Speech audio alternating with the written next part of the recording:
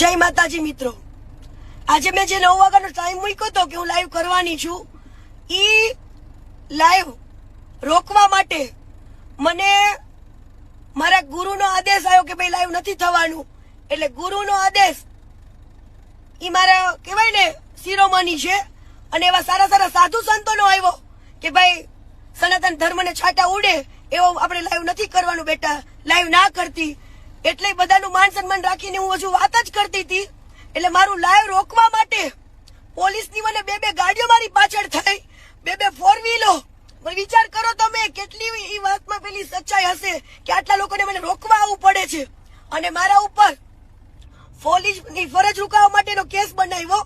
તો તમે લોકો જોઈ શકો છો વિડીયોની અંદર કે મને કોઈ પોલીસે બહાર કાઢી જ નથી કુંડની અંદર, બરાબર. આજે વગર વાકે તમે કોઈનું બાવડું પકડો તો ભાઈ કોઈ વ્યક્તિ એવું તો કે હું કોઈ ગુનેગાર છું તો તમે મારા હાથ પકડો છો. ઓલી પીએસઆઈ નાતી હતી, એ પીએસઆઈ નો હાથ પણ જો કોઈ પકડ્યો હોત ને પોલીસ વાળીએ તો એ શું કેત કે ભાઈ હું ગુનેગાર નથી, તમે મને આવી રીતે હાથ પકડો છો.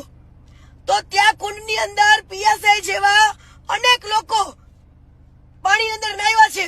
તો કીર્તિ પટેલ ઉપર એક જ ફરિયાદ કેમ ભાઈ મારું લાઈવ રોકવા માટે આટલું પોલીસ કેમ મારી પાછળ પડી છે, મારો પીછો કરે છે હાલની અત્યારે હાલમાં પણ, બરાબર. જય હિન્દ, જય સનાતન.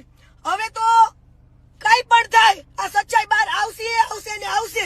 અત્યારે તમે જોવો પોલીસની આ ખોટી કામગીરી, તમે જોવો એક દીકરીને રોકવા માટે આટલું પોલીસ પાછળ પડી છે મારી.